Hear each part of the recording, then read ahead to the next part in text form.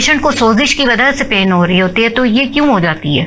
इसमें इन्फ्लेमेशन जो है ना वो हमारे पास दो तरह की होती है। एक होती है जो स्टोन्स की वजह से बनती है, यानी कि अगर स्टोन अवेलेबल है, स्टोन ब्लॉक कर रहे हैं, उसकी वजह से इन्फ्लेमेशन आ रही है तो पेन रह रही है। यानी वो जो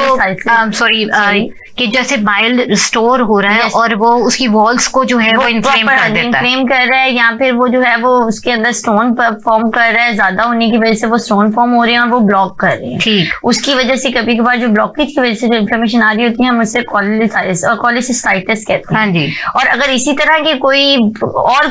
मेजर बीमारी है, कोई इस तरह का कोई मसला है बॉडी के अंदर जिसकी वजह से हमारी डाइजेशन प्रॉब्लम हो रही है, जैसे कि स्टमक वगैरह का कोई इशू चल रहा है, या स्टमक अल्सर चल रहा है, या प्रॉब्लम्स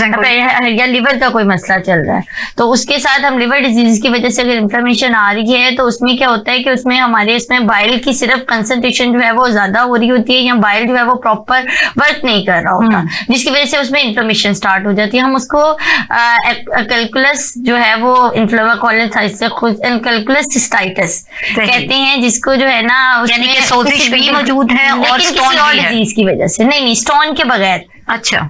स्टोन के बगैर उसके अंदर जो है वो हमारे वहां पर जो है वो सोजिश होना शुरू हुई थी किसी और बीमारी की वजह से। कभी कभार पेट में कोई इन्फेक्शन हो जाए, वायरल बैक्टीरियल इन्फेक्शन की वजह से इन्फ्लेमेशन होना शुरू हो जाती है, वो अटैक कर देता है, या फिर वही बात आ जाती है कोई कोलेस्ट्रॉल का लेवल हाई हो रहा है उसकी वजह से हो जाती है, या फिर कोई चोट लग गई है, या कोई फिजिकली जो है वो आपको वहां पर पैंक्रेटाइटिस का इशू आ रहा है, आपके पैंक्रियाज में जो है वो आपके वहां पे सोजिश होने लग गई है, उसकी वजह से भी आपको अक्सर औकात गॉल ब्लैडर की पेन स्टार्ट हो जाती है।